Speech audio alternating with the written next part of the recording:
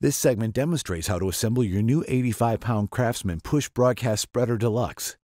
Begin by turning the hopper Part AB upside down. Then slide in the flow plate, Part K, as shown. Then insert the tab into the flow plate. Next, assemble the axle, Part AG, to the frame, Part AA, and gearbox assembly, Part AH. Ensure it's aligned as shown, with the holes at the end of the axle on the right side of the spreader. Now, secure it with 1 1/2 inch cotter pin, Part S, by bending the ends out. Then, press 2 1-inch plugs, Part J, into the frame.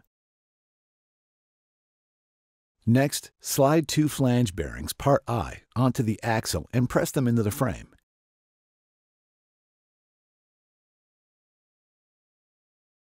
Now assemble 4 1/4 inch by 1 3/4 inch bolts, Part Q, and 4 small washers, Part E. Then align the frame, 2 support angles, Part AE, and the hopper. Next, insert the bolt assemblies through the hopper.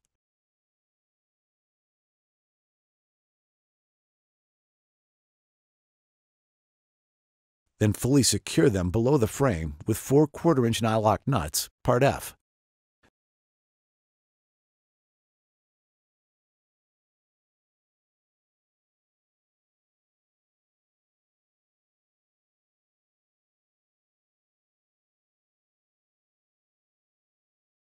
Now assemble the hairpin agitator, Part M, to the impeller shaft. Next, align the stand tube, Part AK, and secure the side with a 1/4 inch by 2 inch bolt, Part A, and a 1/4 inch nylock nut, Part F. Repeat for the other side.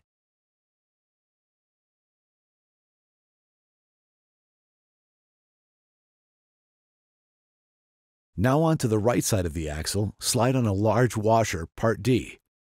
Then slide on a spacer, Part H.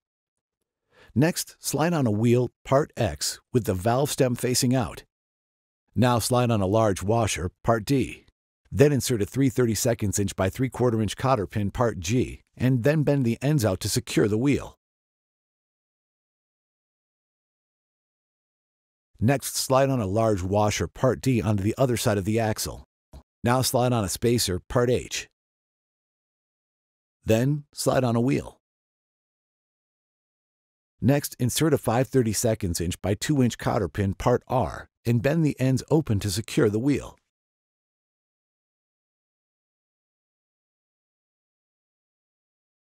Now insert the lower handle tube, Part Y, and secure it with 2 1/4 inch by 1 1/2 inch bolts, Part C, and 2 1/4 inch nylock nuts, Part F.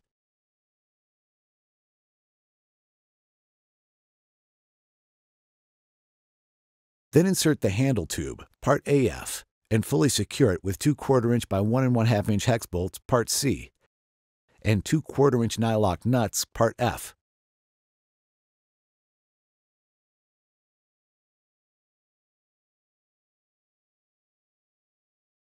Next, align the short handle tube, Part AI. Now secure it with a 1/4 20 by 1 3/4 inch hex bolt, Part Q, and a 1/4 inch nylock nut, Part F. Then slide the handle grip, Part T, onto each side of the handle. Next, assemble 2 1/4 inch by 1 3/4 inch hex bolts, Part Q, and 2 small washers, Part E. Now slide them into the control assembly, Part Z. Then add 2 small washers, Part E, on the other side. Now slide the assembly through the handle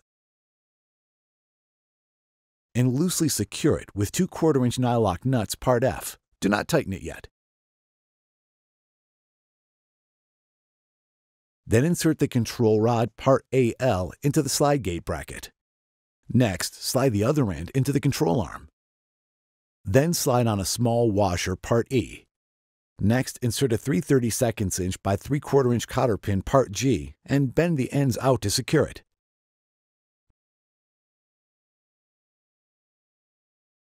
Now ensure the adjustment lever is in the off position. Then slide the 1/4 20 by 3/4 inch carriage bolt, Part B, through the adjustment stop, Part N. Next, slide the assembly into the control bracket.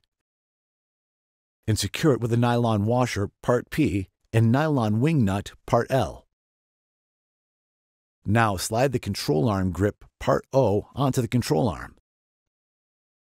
Then insert the grate, part AD. Next, attach the cover. Now, secure a plastic clip, part W, to the deflector, part AC, with a 1032 5/8" slot bolt, part V, and a 1032 SEMS hex nut, part T. Now repeat for the other side. Next, attach the deflector to the spreader.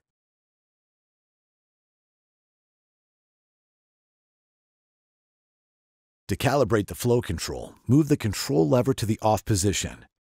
Then slide the control bracket along the control tube until the shutoff plate is closed. Now loosely secure the hex nuts that fasten the flow control bracket to the control tube. Do not fully tighten it yet. Then set the adjustable stop to 5. Next, pull the control lever against the stop and verify that the flow plate has opened about halfway.